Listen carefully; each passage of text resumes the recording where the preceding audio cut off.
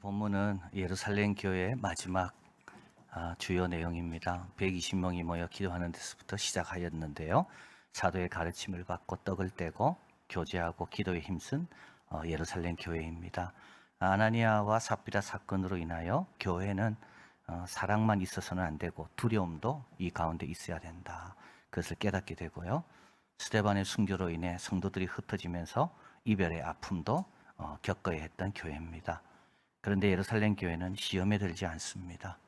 모교회로서의 역할을 잘 지금까지 해왔습니다. 사도행전 8장까지만 해도 교회는 예루살렘 교회 하나뿐이었습니다. 그러나 온 유대와 사마리아와 갈릴리 안디옥까지 이제 교회가 세워지게 되고 예루살렘 교회는 이제 사도행전의 시야에서는 사라지게 됩니다. 이는 예루살렘 교회가 쇠퇴했다는 말이 아니고 예수님의 지상 명령의 세 번째 단계, 이제 땅 끝까지 향하는 그 일에는 예루살렘 교회가 아니라 안디옥 교회가 중심 역할을 담당하게 되기 때문입니다. 우리 주님 오실 때까지 이 땅의 모든 교회와 성도들에게 규범이 되는 교회, 예루살렘 교회. 오늘 우리는 이 교회 마지막 모습이 어떤지 우리가 살펴보려고 합니다. 예루살렘 교회는 여전히 핍박 가운데 있습니다. 1절, 2절 그때 헤롯 왕이 손을 들어 교회 중 몇 사람을 헤아려 하여 요한의 형제 야고보를 칼로 죽이니. 예루살렘 교회는 처음에는 대제사장 사두개인들의 핍박이 있었고요. 후에는 사울처럼 바리새파 사람들의 핍박이 있었고요. 지금은 정부로부터 핍박을 받습니다. 여러분, 신앙생활 하기 좋은 시절은 없습니다. 지금 해야 됩니다. 지금 열심히 내야 되는 거지. 요거 지나면 잘하자 또 있습니다. 이게 핍박을 가하는 주체는 헤롯 왕인데요. 우리 예수님이 탄생하실 때 아기들을 죽게 한 그 헤롯 대왕의 손자입니다. 예수님을 조롱한 또 세례 요한의 목을 벤 그는 그 아들이고요. 대왕의 아들이고 그리고 오늘 이 야고보를 칼로 죽인 이 사람은 바로 그 헤롯 대왕의 손자입니다. 야고보라는 사람은 이름이 많거든요. 그래서 요한의 형제 야고보. 그래서 사도 중에는 처음 순교를 당한 사람이 이 야고보입니다. 헤롯은 교회를 핍박하는 것이 자기 통치에 도움되는 것을 알고 이번에는 기독교의 가장 상징적인 인물이죠. 베드로를 잡습니다. 3절 유대인이 이 일을 기뻐하는 것을 보고 베드로도 잡으려고 할새 때는 무교절이라. 그래서 이제 그 다음에 잡아서 옥에 가두고 군사 4명씩. 그래서 두 명은 베드로 양쪽 손을 같이 자기 손과 묶고 있고요. 나머지 2명은 문, 안의 문, 밖의 문 이렇게 문에 지키고 있습니다. 그리고 4패를 만들었다는 말은 뭐냐면 4조, 총 16명이 됩니다. 그래서 이들이 졸지 않도록 놓치지 않도록 3시간마다 이제 교대해 주는 겁니다. 굉장히 지금 베드로를 도망치지 못하도록 공을 들이고 있는 이 모습입니다. 왜냐하면 사도행전 5장에 보면 베드로와 요한이 옥에서 구출되는 내용이 한 번 있거든요. 근데 이번에는 또 반복하면 안 됩니다. 왜냐하면 지금 백성들이 아주 기대하고 기뻐하고 있기 때문에 그 다음 날 반드시 처형을 해야 됩니다. 그래서 철저하게 지금 베드로를 지키는 내용을 우리가 보게 됩니다. 자, 이때 교회는 뭐 하였을까요? 5절입니다. 이에 베드로는 옥에 갇혔고 교회는 그를 위하여 간절히 하나님께 빌더라. 여러분, 여기에 교회라는 말을 쓰고 있습니다. 왜 교회라는 말을 썼을까요? 특정인만 기도한 게 아니라는 겁니다. 이게 핵심입니다. 어른만 기도한 게 아니라는 겁니다. 교회 교인이면 누구나 다 이 일을 놓고 간절히 하나님께 기도했다는 말입니다. 요한 크리스토스무스는 말합니다. 그들은 분파로 갈라지거나 소동을 피우지 않고 그 대신 기도했다. 기도는 그 무엇도 이길 수 있는 참된 동맹군이다. 여러분, 주위에 아무도 없다고 여러분 슬퍼하지 마시길 바랍니다. 참된 동맹군은 우리의 기도입니다. 헤롯이 있고 백성들이 있어도요, 우리의 동맹군은 그들이 아니라 주님께서 가르쳐주신 그 기도가 우리의 참된 동맹군인 겁니다. 참된 동맹군을 붙잡아야 됩니다. 매튜 헨리는 말합니다. 눈물과 기도는 교회의 무기다. 이게 십자군 전쟁이 잘못된 거죠. 그래서 군대로 보고만 시킬 수가 없는 거죠. 기도와 눈물로 보고만 시키는 겁니다. 교회의 무기는 눈물과 기도입니다. 기도는 교회는 기도로 적을 물리칠 뿐 아니라 기도로 친구를 도울 수가 있다. 자, 그렇게 간절히 빌 때 기도 응답이 있습니다. 첫 번째 기도 응답은 뭘까요? 6절에 헤롯이 잡아내려고 하는 그 전날 밤 베드로가 두 군사 틈에서 두 사슬에 매어 누워 자는데, 여러분 잠이 옵니까 지금? 다음 날이면 나도 내 목에 칼이 들어오는데, 그리고 두 군사 틈에 있는데 잠이 옵니까? 잠이 옵니다. 하나님의 평강은요, 모든 지각에 뛰어난 것이라 그랬습니다. 우리 생각으로는 이럴 때는 평강이 없을 것 같잖아요. 이게 우리의 지각입니다. 근데 하나님의 평강은요, 모든 지각을 초월합니다. 우리가 상상한 이런 상황에서는 잘 수 없는데 잘 수 있는 거, 이게 뭐라고요? 이게 기도 응답입니다. 그리스도 예수 안에서 너희 마음과 생각을 하나님의 평강이 지키시리라. 두 번째 기도 응답은 천사의 구출입니다. 7절, 호련히 주의 사자가 곁에 서서 옥의 광채가 조여하며 베드로의 옆구리를 쳐 깨웁니다. 급히 일어나라 하니 쇠사슬이 그 손에서 벗어집니다. 천사가 가로되 띠를 띠고 신을 들매라. 베드로가 그대로 합니다. 천사가 가로되 겉옷을 입어라. 지금 지금요, 이게 이 천사와 현실과 그대로 같이 가는 거죠. 신발도 신어야 되고 겉옷도 입어야 되고 띠도 띠야 되고, 굉장히 현실적인 일입니다. 그런데요, 지금 또 굉장히 비정상적인 일이 동시에 지금 일어나고 있는 겁니다. 9절, 베드로가 나와서 따라가서 천사의 하는 것을 참인지 못하고 환상을 보는가 합니다. 베드로 이게 지금 뭔지, 지금 자기가 꿈속에서 지금 이거 하고 있는 건지. 시편 말씀처럼 시온의 포를 돌리실 때 우리가 꿈꾸는 것 같았더라. 이에 10절에 첫째와 둘째 파수를 지나 성으로 통한 쇠문에 이르니 문이 저절로 열리고 나와 한 거리를 지나며 천사는 떠나고 베드로가 정신이 인제 듭니다. 아, 내가 참으로 주께서 그의 천사를 보내사 나를 헤롯의 손과 유대 백성의 모든 기대에서 벗어나게 하신 줄을 알겠노라. 그래서 요 구절은 뭐냐 하면 우리 예수님의 부활 구절과 닮았습니다. 부활 사건과 헛되이 지키네. 아무리 지켜도요, 우리 예수님의 부활을 막지 못합니다. 그래서 이게 성경을 보면 코미디 같은 게 참 많습니다. 이렇게 4명씩 조를 짜고 막 고안하고 막 생각하고 온갖 방법 동원하는 게 참 우습습니다. 소용없는 걸 지금 하고 있거든요. 자, 베드로는 12절 깨닫습니다. 그리고 마가라 하는 요한의 어머니 마리아의 집에 갑니다. 거기 가보니까 뭐 하고 있는가요? 기도하고 있습니다. 120명이 모여 기도할 때가 12년 전입니다. 예루살렘 교회는요, 그때나 지금이나 동일합니다. 모여 기도하고 있는 거죠. 그리고 이 마가 요한은 누굴까요? 이 마리아의 아들입니다. 아직도 젊습니다. 그래서 이 사람을 소개할 때는 항상 바나바의 생질, 마리아의 아들. 근데 나중에 이 마가 요한이 마가복음을 적습니다. 자, 그리고 13절, 베드로가 대문을 두드리는데 로데라 하는 계집아이가 영접하러 나갔습니다. 이 로데라는 뜻은 장미, 작은 장미, 참 아름다운 뜻입니다. 그래서 로데라는 이름을 많이 지었다 그래요. 이 장미같이 아름답다. 그래서 여자아이들에게 참 로데라고, 장미처럼 아름다운 아이라고. 그런데 여러분, 이 장미처럼 아름다운 아이가 이 위험한 이 기도의 자리에 같이 있다는 게, 이게 핵심입니다. 왜요? 로데도 교인이거든요. 교회가 기도하더라. 유치부 아이도 기도해야 되고요, 청소년도 기도해야 되고 청년도 기도해야 되는 겁니다. 교회가 기도하더라. 참, 초대교회가 우리에게 보여주는 원래 교회 모습이 뭔가가 이겁니다. 초대교회는요, 초신자나 오래된 성도나 모두 기도에 힘썼습니다. 아이나 어른이나 모두 모이고 배우고 기도하는데 함께 했습니다. 왜냐하면 시대가 바뀌었거든요. 어떤 시대로요? 남종이나 여종에게 성령을 부으는 시대로요.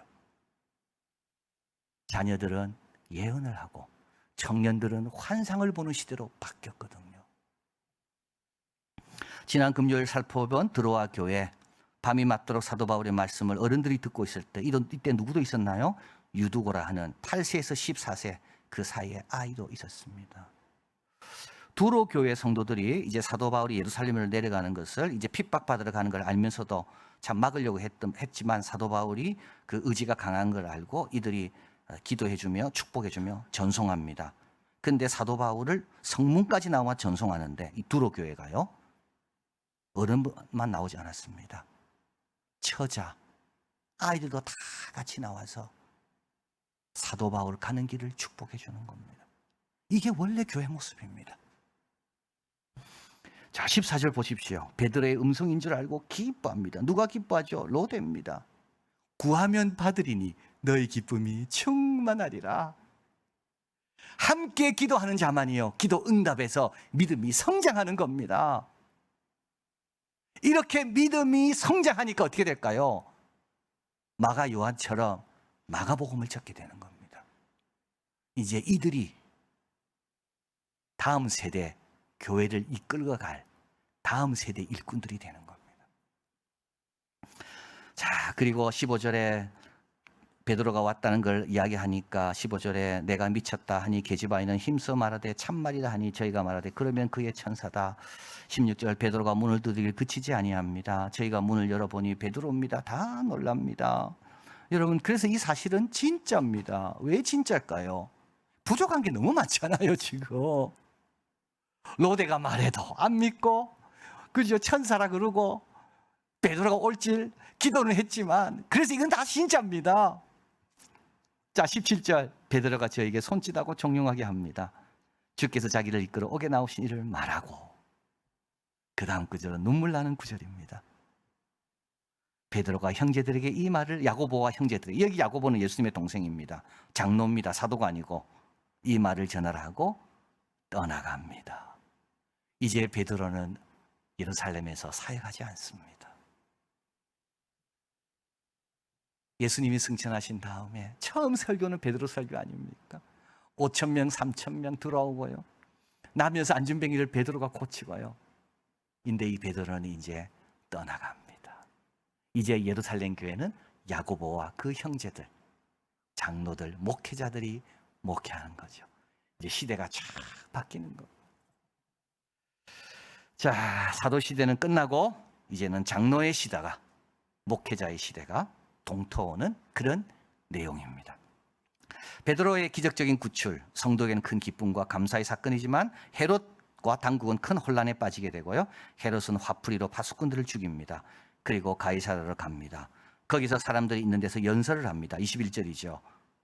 왕복을 입고 앉아 백성을 효유란 말은 스피치, 연설이고요. 백성들이 크게 부르되 이거는 신의 소리요 사람의 소리는 아니라 하거늘 헤롯이 영광을 하나님께 돌리지 아니하는 거로 주의 사자가 곧 친히 충이 먹어 죽으니라. 이 말은 온몸의 벌레들이 막 득실거리는 아주 추하게 죽은 걸 뜻하는 겁니다. 이건 자연사가 아닙니다. 주의 사자가 친 심판으로 인해 죽은 겁니다. 이를 가리켜 우리 하나님께서는 잘못된 것을 반드시 바로잡으시는 분이라는 것을 상기시켜주는 사건입니다. 지금은 아니더라도, 그러니까 헤롯이 요한의 형제 야고보의 목을 칠 때는 아니더라도 하나님은 보고 계시다가 적절할 때 반드시 바로잡는 분이 우리 하나님이다. 이게 바로 헤롯의 심판 내용입니다. 자, 사도행전은 그리고 나서 세 번째 요약을 우리에게 전해주죠. 24절 하나님의 말씀은 흥왕하여 더하더라. 박해가 아무리 심해도 신실한 증인들을 통해 하나님의 말씀은 계속 번성합니다. 레이첼 카슨이라는 분이 있는데요. 1907년에 태어나서 1964년에 죽었습니다. 이 침묵의 봄이라는 책으로 살충제, DDT의 위험과 남용을 전 세계에 고발하고 막는데 가장 큰 기여를 했습니다. 왜 침묵의 봄이라 했냐면 어느 날부터 봄이 너무 조용한 겁니다. 새소리가 안 들립니다. 왜 그러니까 보니까 살충제를 쳐서 그런 거예요. DDT. 그래서 우리 옛날에도 우리 살충제 너무 좋아했잖아요. 막 동네 뿌리고 나면 거기 갔다 오라고 부모님이, 그러면 너 모기한테 안 물리고 뭐 괜찮다고. 그래서 막 따라다니면서 거기 들어가고 막. 근데 새들이 죽었습니다. 이제 곧 사람도 죽을 겁니다. 자, 그래서 이 사람이 이제 이걸 글을 적었습니다. 이 칼슨은 자연의 학대를 폭로하는 책을 쓰면서도 이게 중요한 것 같아요. 분노가 아닌 연민을 강조했습니다. 두려움을 명료하게 직시하면서도 부드러움을 잃지 않았습니다. 1952년 자연을 다루는 뛰어난 글에 수여한 메달입니다. 그러니까 자연을 다루는데 너무 딱딱하게 다루지 않고 너무 문학적으로 잘 다루어서 그 책을 읽는 사람은 흠뻑 빠지고 결국은 어떻게 됩니까? 자연을 사랑하게 되거든요. 그래서 그 공로로 이제 상을 받는데 이때 소감으로 이렇게 이야기했습니다. 경탄하는 마음과 겸허한 마음은 건강한 감정입니다. 경탄이 없는 사람은 지금 문제 많은 사람이에요. 여러분, 딱 맞습니다. 이게 얼마나 은혜요, 이게 얼마나 귀한 것인지 아는 사람은요, 정말 복받은 사람입니다. 여러분, 어디 가도 늘 경탄하십시오. 우리 아이들이 한 거 경탄하십시오. 그렇죠? 우리 세계에서 일어나는 일들 가운데 답답하고 억울한 일 많이 있지만 경탄한 일도 많이 있거든요. 여러분, 경탄과 겸손은 같이 갑니다. 겸손하면요, 경탄한 일이 얼마나 많은지요. 경탄하다 보면요, 겸손해집니다. 이 감정은 파괴에 대한 욕망과 나란히 존재하지 않습니다. 1963년 1월에 이렇게 말합니다. 우리의 가치를 인정하고 정의한 다음에는 두려움 없이 변명 없이 우리의 가치를 지켜내야 한다. 우리의 가치를 인정하고 정의한 다음에는 두려워하지도 말고 변명하지도 말고 지켜라. 1962년 캘리포니아 스크립스 대학 졸업식에서 다음과 같이 연설했습니다. 졸업생 여러분, 여러분의 인류가 한 번도 겪어보지 못한 도전을 받고 있는 세상으로 나갑니다. 자연에 대한 도전이 아닙니다. 우리 자신에 대한 도전입니다. 인류의 성숙함과 우월함을 증명해야 하는 도전입니다. 그곳에 바로 우리의 희망과 운명이 놓여 있습니다. 예수 믿고 교회 와서 예배드리고 밖으로 나갈 때 우리는 우리의 믿음과 소망과 사랑을 증명해야 되는 도전 앞에 놓여 있는 거죠. 예루살렘 교회는 여전히 핍박 가운데 있었습니다. 그런데도 기도하는 것, 모이는 것, 가르치는 것, 이 가치를 인정하고 정의하고 두려움이나 변명 없이 이것을 지켜냈습니다. 이것이 바로 성숙이고 이것이 바로 본이 되는 삶입니다. 우리는 다음 주부터 여름 행사가 시작됩니다. 참 2년 6개월 이상 먹고 마시면서 자면서 행사한 적이 없습니다. 이제 우리 아이들과 함께 먹고 마시고 자면서 하나님 찬양하고 기도하고 말씀을 배웁니다. 여러분, 믿음과 용기로 열심히 모이고 최선을 다하고 최선을 다해 배우고 가르치고 함께 기도하여 우리 앞에 놓여 있는 영광스러운 길을 가는 우리들이 다 되기를 바랍니다. 하나님 감사합니다. 참 초대교회, 예루살렘 교회, 모범이 되는 교회 120명으로도 시작했지만 여전히 지금까지 베드로는 옥에 갇혔고 교회는 하나님께 간절히 빌더라. 거기에 로데가 있었습니다. 로데도 그 교회 교인이기 때문입니다.